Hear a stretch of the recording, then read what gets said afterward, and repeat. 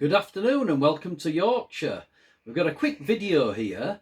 We've got an Acer Aspire R3 netbook and it currently runs Windows 10. Now, a little bit of history with this netbook is my auntie has exactly the same netbook, and the problem was the hard drive is only 32 gigabytes. This was resulting in that it was completely full with nothing on it, only Windows and its updates. So here we have the netbook. Nice little netbook. This is an identical netbook that I managed to pick up a couple of days after I'd been down to my auntie's. Now, the nice thing about this netbook is it's got 4 gig of RAM, which is quite adequate, and it is a touch screen, as you can see. Now, this one is functioning quite well at the moment because it hasn't got all the updates on it. Now, as soon as the updates are on it, I know that it's going to have problems. We've also got USB 3 and a HDMI output. Now, I was going to connect that up to my monitor, but without altering the screen settings, it isn't going to work correctly for that. Now, what I'm going to do with this is install Linux on it. The reason being, Linux is such much smaller footprint on the hard drive, and I actually ended up on my auntie's computer with 20 gigabytes of free space.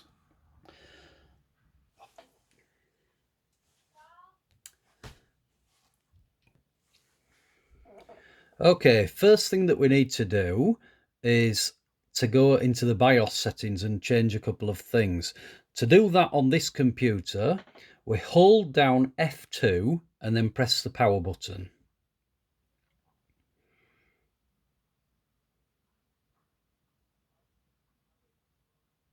Okay, there we are in the BIOS settings.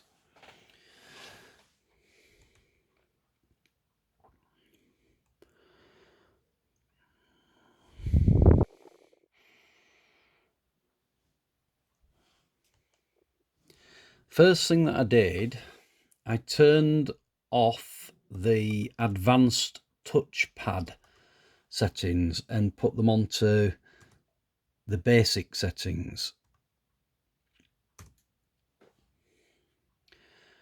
Next, went into the boot settings. We can't actually unenable the secure boot without setting a password. So go back into the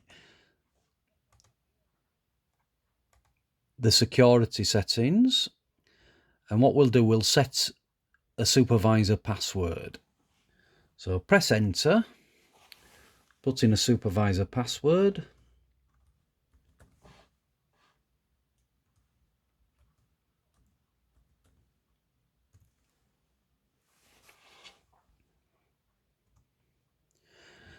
Now, when we go into the boot settings, we can turn off the secure boot.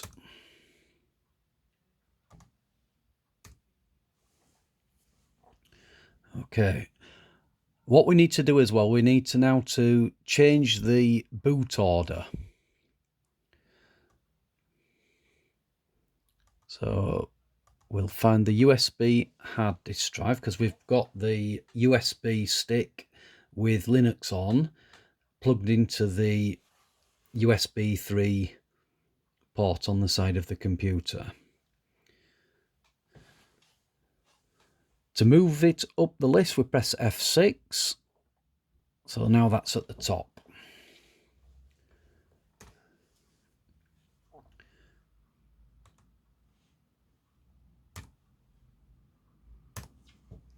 And we'll see whether this works or whether it decides to boot back into Windows.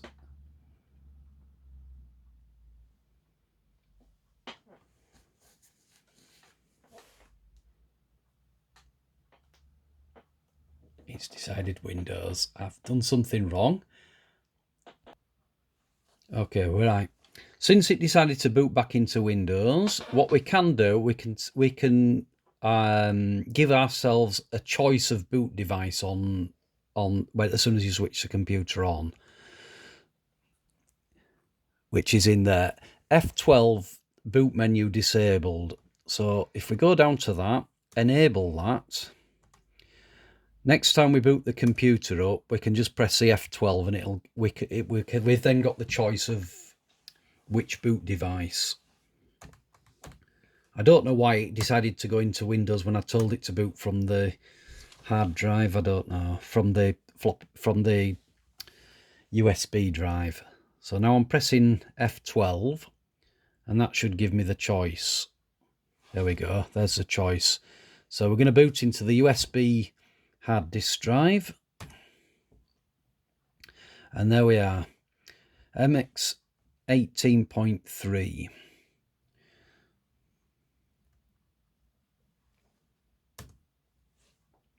And we're just going to boot into Linux now. I'll pause it a while because this could take a couple of minutes to do. Okay, we are now on the Linux desktop. Now, I do know from my auntie's computer that everything does work on this. So obviously you can see the mouse working. The touch screen does work. So we'll press the touch screen. Yes, you see that works. So, and I also know that the Wi-Fi works. Now, in order to download updates as we're installing and such like, I'm going to need to sign into the Wi-Fi. So I shall just do this now. Okay, I've now signed into the Wi-Fi, so we've got full internet access.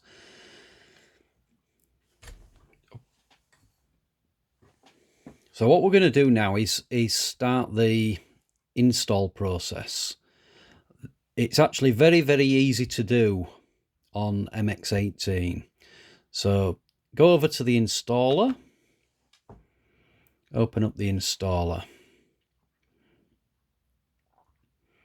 Now I'm going to change my keyboard settings to UK because at the moment it's on the American settings.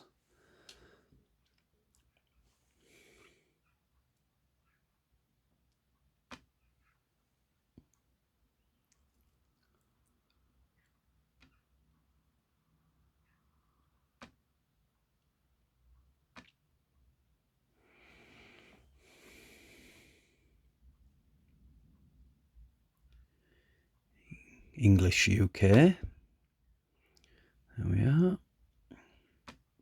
And I think I just left that blank.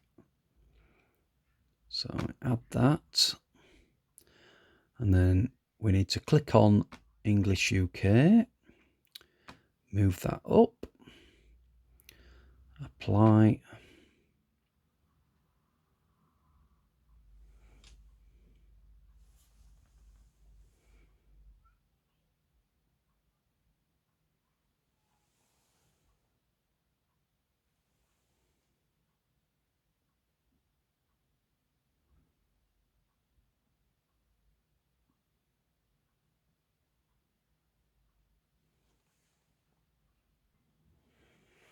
And there we are.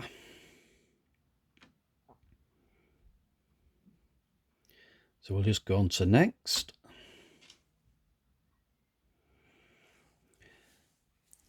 And there it's found our disk.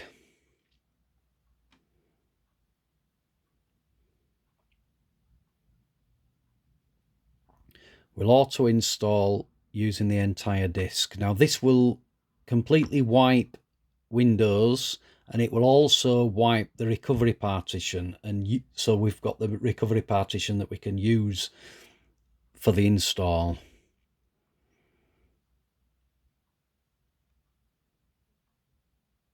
I'll just go to next. Okay, to format and use entire disk. Yes.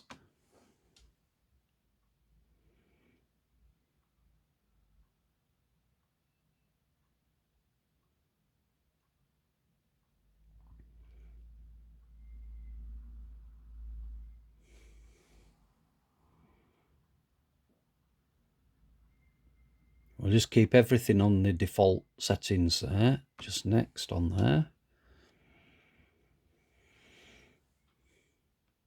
Computer name, I'll call it Acer.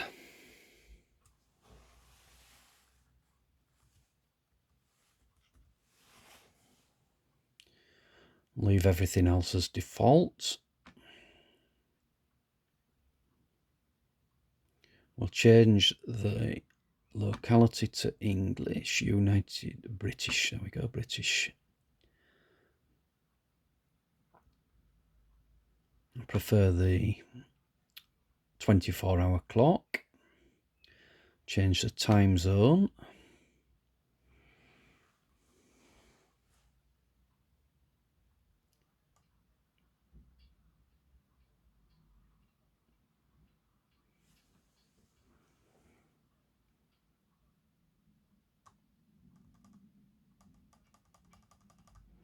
There we go, London, Europe, London.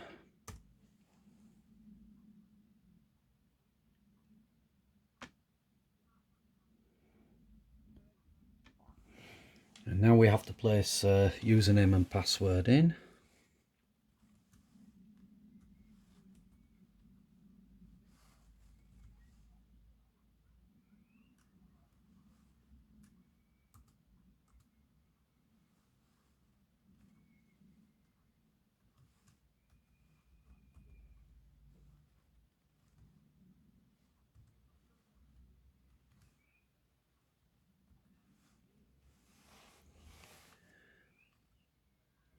And the root password.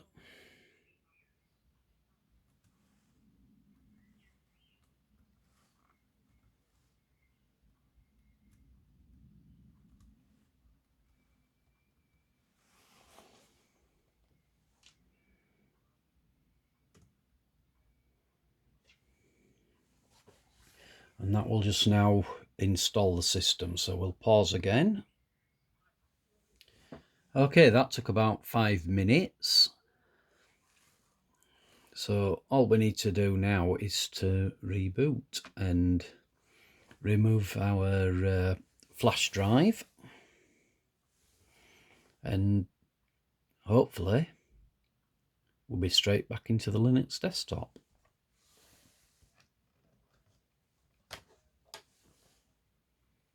There we are.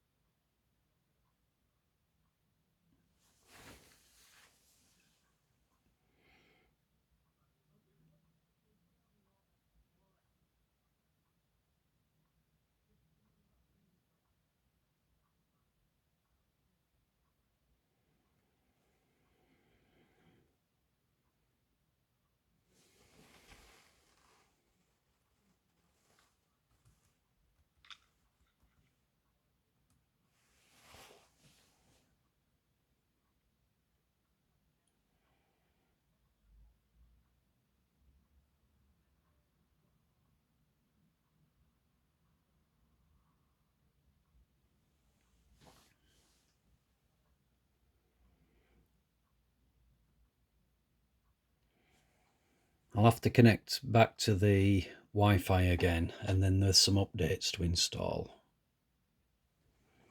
Okay, we've now reconnected to the Wi-Fi, which is just a little icon there. Just click on that and it will show you what Wi-Fi networks are available. At the moment there's some updates which are here.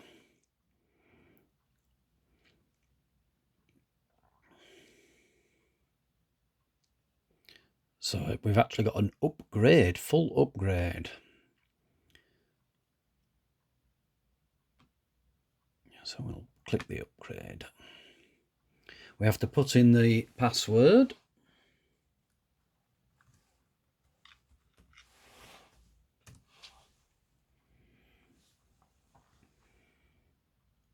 Again, this is something that will probably take a few minutes, not usually very long, but I'll pause again. Okay, the updates are now installed. Now, There's a couple of things that I do like to do on MX Linux. I don't like the taskbar at the side. I prefer it at the bottom. To do that, press the Start menu, type in Tweak, and you've got the MX Tweak utility there. At the moment we've got display panel vertically. We can have display panel horizontally, which is what we want. And then we'll click Apply. And now we've got the panel at the bottom, which is how I prefer it.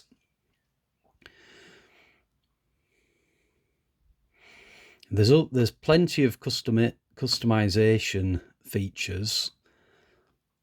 So many that I'm not even going to go into all of them, that I quite often like to have a Windows type layout, because if I'm configuring a computer for anybody else, with a layout like this, they can generally find anything that they need. The other thing that I would like to do is show you how to get the software. So if there's certain softwares that you use, like for instance Chrome browser and things like that, they're actually here on the popular apps. Again, we have to put in the password.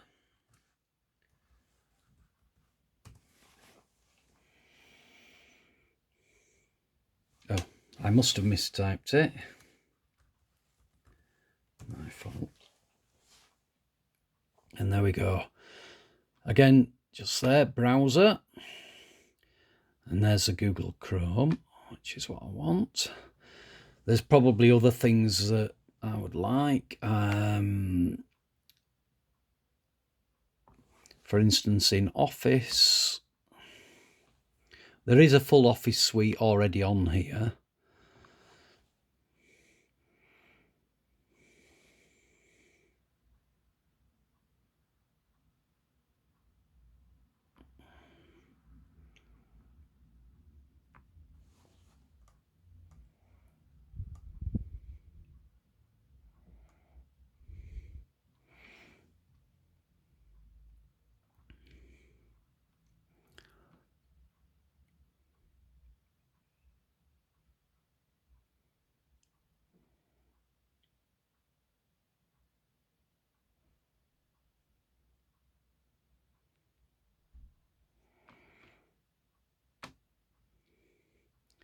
So now we're installing Chrome and also a PDF editor.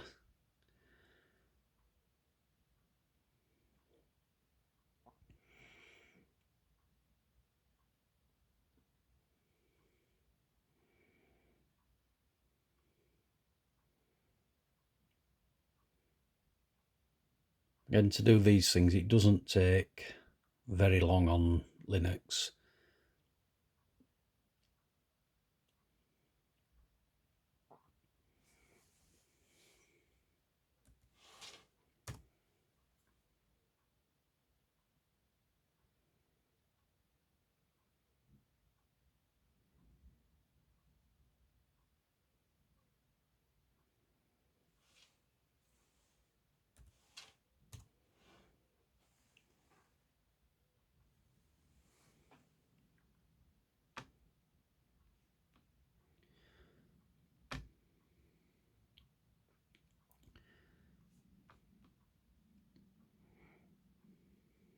So now we've installed the Google Chrome. We can find that under Internet, and it's there. If you right click, you can add it to the desktop and add it to the taskbar or panel as you would on Windows, and you can also add it into the favorites menu on this on the start menu. So I'm going to add it to the panel. Now at the moment it's put it at the right hand side. If you right click, hit move, you can move it. I'll move it next to Firefox there. didn't work somehow.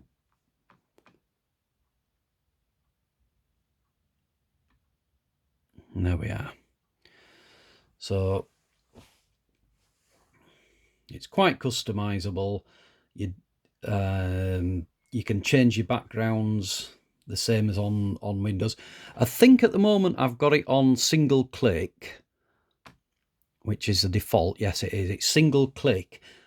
Unlike Windows, which is double click. But I think single click works better for a touchscreen device like this, and certainly for my Auntie, which I set the original one up to do.